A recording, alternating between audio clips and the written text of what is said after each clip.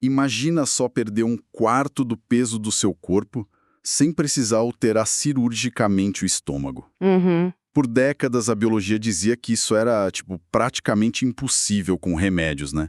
Porque o cérebro sempre vai lutar contra essa perda de energia. Ele trava o metabolismo e enlouquece os sinais de fome. Com certeza. O corpo detesta perder reserva. Mas e se fosse possível atuar ao mesmo tempo no apetite, na sensibilidade à insulina e no gasto energético, tudo com um único mecanismo?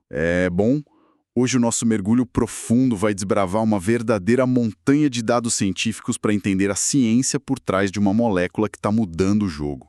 A retratrutida. E olha, o que a gente tem sobre a mesa hoje é literatura científica do mais alto calibre, sabe?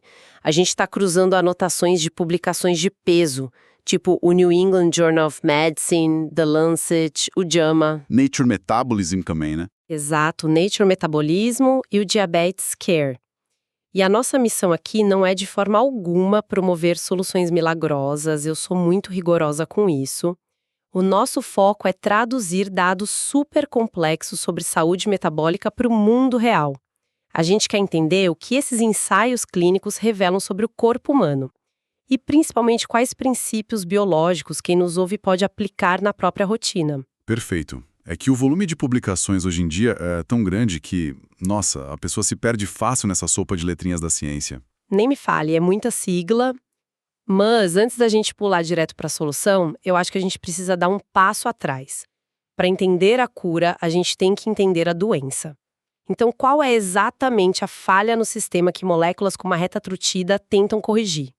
O que está acontecendo no nosso labirinto fisiológico hoje? Bom, o contexto atual, que movimenta bilhões em pesquisas, gira em torno de um trio bem perigoso.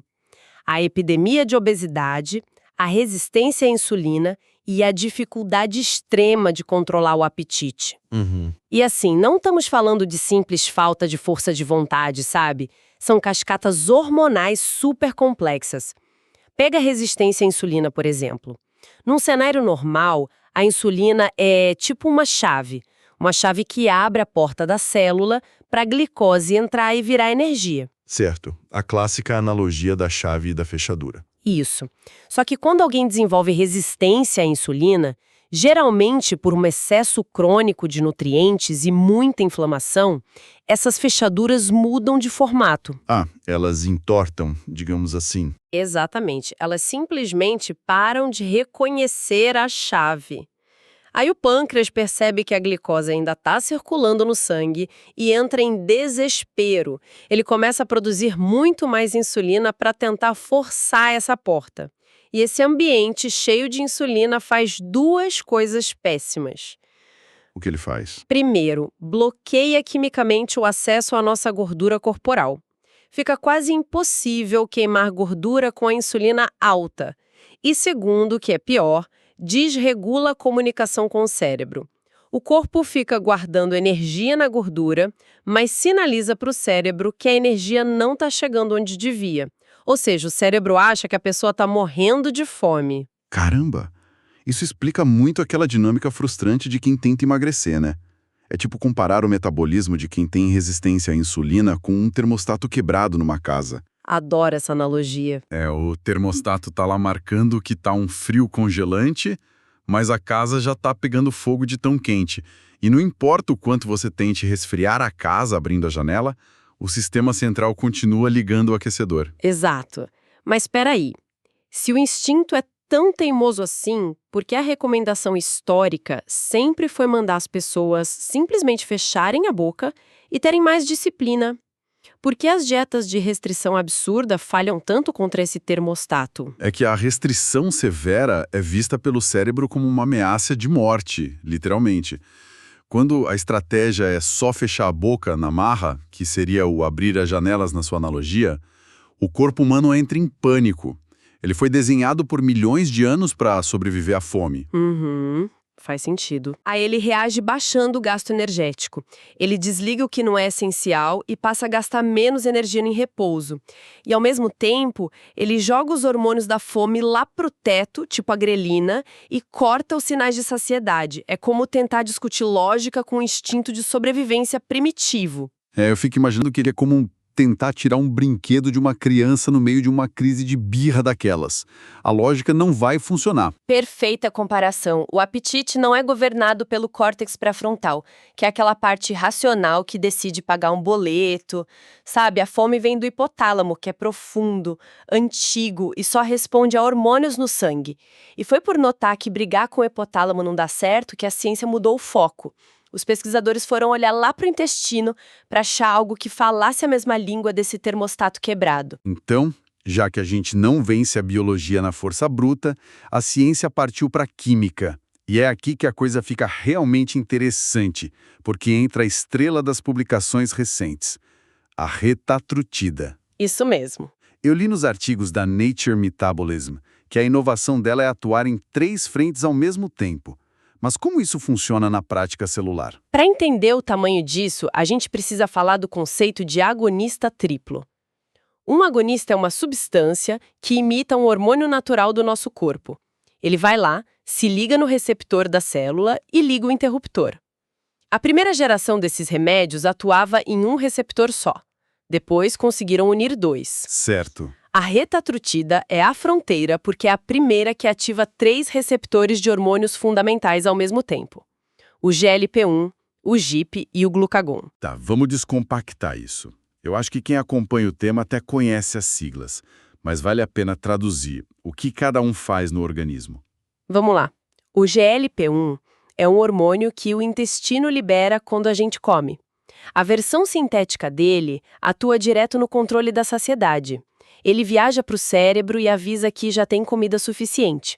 Ele também faz o estômago esvaziar mais devagar, deixando a pessoa fisicamente cheia. Ok, então ele corta a fome. E o segundo? O segundo é o GIP. O foco dele é a modulação metabólica e a regulação da glicemia. Ele ajuda o pâncreas a liberar insulina na dose exata, evitando aqueles picos de açúcar no sangue. Beleza. E o terceiro mecanismo? Aí entra o grande diferencial, o glucagon. Ele age no fígado e na gordura, aumentando o gasto energético. Ele avisa o corpo que precisa de energia e manda abrir os estoques de gordura para queimar. Nossa, é como se fosse uma banda de 3 peças tocando em sincronia total. Ou até a mecânica de um carro esporte, né? O GLP-1 é o freio, segurando a vontade de comer, o GIP afina o motor da insulina para rodar limpo, e o glucagon é tipo um botão de nitro que acelera a queima do combustível. Essa imagem é muito boa, é bem por aí. Mas olha só, eu tenho uma dúvida bem técnica aqui. Se eu me lembro bem das aulas de biologia, o nosso corpo libera glucagon quando a gente está em jejum profundo, justamente para jogar açúcar no sangue e a gente não desmaiar. Exatamente, é o hormônio de resgate. Então, se a ideia é tratar a resistência à insulina, aplicar um negócio que sobe o açúcar no sangue não é a mesma coisa que jogar gasolina na fogueira? Como é que o corpo equilibra isso de forma positiva? Olha, você tocou no ponto exato que deu dor de cabeça nos cientistas por anos. Isolado, o glucagon faria exatamente isso. Ele mandaria o fígado despejar glicose pura no sangue. Para alguém resistente à insulina, seria um desastre absoluto. Pois é, então como é que eles resolveram esse quebra-cabeça nos testes? É aí que a sinergia molecular brilha. E os artigos do JAMA detalham isso muito bem. A retatrutida não solta o glucagon sozinho.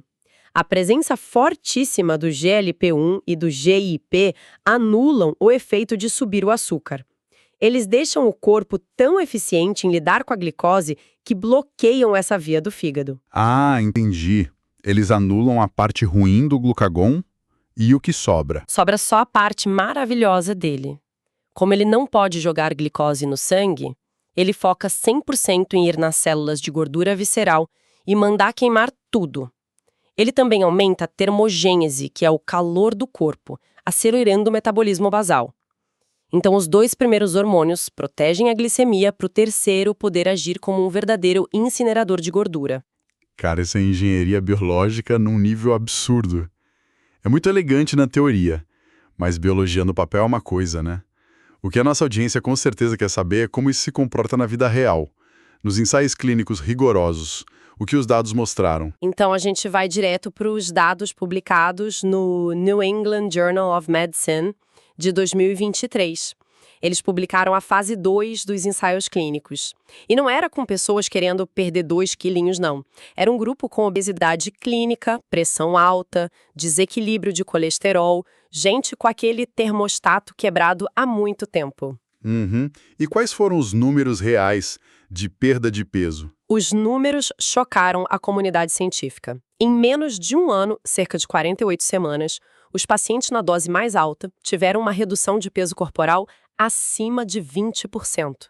Chegou a bater quase 24% de perda de peso. Peraí, 24%? Sim, quase um quarto do peso total. Nossa, isso rompe completamente a barreira do que a gente via com remédios tradicionais.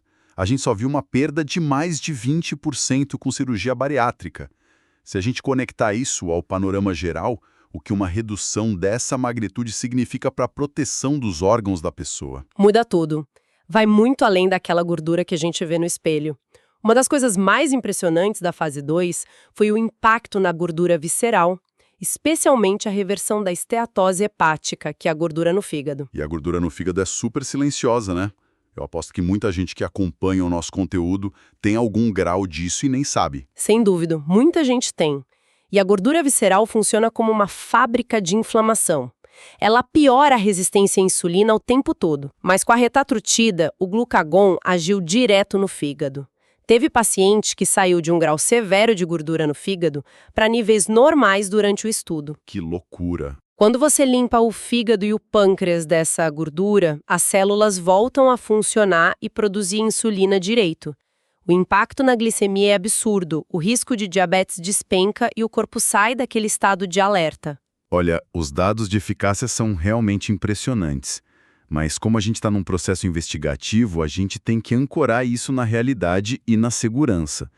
Intervir em 3 vias hormonais poderosas assim não deve ser de graça para o corpo. O que as publicações relatam sobre os efeitos colaterais? É vital a gente falar sobre isso. Tem efeitos colaterais sim, e são parecidos com os dos medicamentos anteriores, mas podem ser mais intensos. A gente vê muita náusea, vômito, desconforto gastrointestinal e constipação.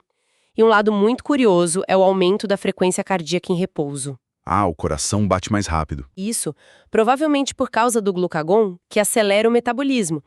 Para o corpo queimar mais energia, o coração precisa trabalhar um pouquinho mais rápido para sustentar essa nova fornalha. E isso me leva a uma linha ética obrigatória que fontes como The Lancet fazem questão de frisar. Qual é o aviso principal deles? Que a retatrutida ainda está em fase de estudo. Esse aumento nos batimentos cardíacos precisa ser investigado na fase 3 com milhares de pessoas por ano para ter certeza de que não traz risco para o coração a longo prazo. Então a gente não está aqui incentivando o uso de jeito nenhum. Isso não substitui ir a um médico. A ciência tem um tempo diferente da nossa ansiedade. Sim, é uma responsabilidade enorme. Mas então, o que isso tudo significa para a prática diária da nossa audiência? Para quem treina, come bem e quer melhorar o metabolismo sem usar medicamentos? Para mim, só de entender que a falha nas dietas restritivas não é uma falha moral, já é um alívio enorme. É uma batalha injusta contra vias hormonais poderosas, sabe? Exatamente, tira aquela culpa pesada. O grande aprendizado prático, no estilo MTOs mesmo, é que a ciência provou um princípio fisiológico de ouro. O controle do apetite é a verdadeira chave, e a saciedade importa infinitamente mais do que a restrição extrema. Consistência supera qualquer solução rápida. Uhum. E a gente pode usar isso. Se esses remédios imitam sinais de saciedade, a gente pode estimular o nosso próprio corpo a produzir GLP-1 e GIP naturalmente. Tá, e como o pessoal que está ouvindo consegue acionar esses gatilhos hormonais na cozinha, no dia a dia? O intestino responde a 2 estímulos básicos, o mecânico e o químico. O mecânico é encher o estômago fisicamente. E a melhor forma de fazer isso sem entupir o corpo de calorias é com fibras vegetais. Elas absorvem água e dão volume. Entendi. Salada, vegetais. Isso. Já o estímulo químico vem dos aminoácidos, ou seja, da proteína. Comer boas quantidades de proteína de qualidade em todas as refeições grita para as células do intestino liberarem GLP-1. Então, uma dieta rica em proteína e fibra copia esse efeito de saciedade de um jeito natural. Maravilha. E sobre a parte do gasto energético que o glucagon ativa? Como a gente aumenta o tamanho da nossa fornalha de queimar calorias sem a molécula? Aí a resposta é o músculo. A massa muscular é o tecido mais metabolicamente ativo que a gente tem. O treinamento de força aumenta essa fornalha, músculo gasta energia até em repouso e chupa a glicose do sangue, melhorando a sensibilidade à insulina. Construir músculo e comer proteína e fibra é, no fundo, a versão mais antiga e natural do agonista triplo. Chegamos a uma síntese sensacional. E é inspirador ver como a ciência avança a passos super largos para entender essas moléculas. Mas a grande lição de hoje é que os fundamentos fisiológicos continuam sendo a base inegociável de qualquer transformação real. Respeitar a saciedade é muito melhor do que sofrer com restrição extrema. Com certeza. A ciência confirma o que o básico sempre ensinou.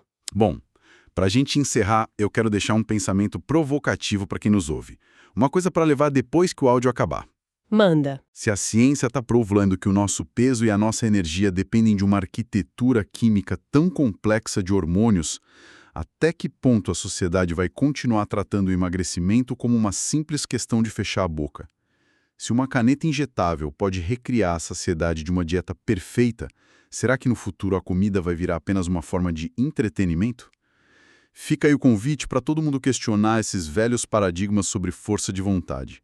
Esse foi mais um conteúdo do Ethos, onde transformamos ciência em estratégia prática para sua saúde e performance. Um abraço e até a próxima.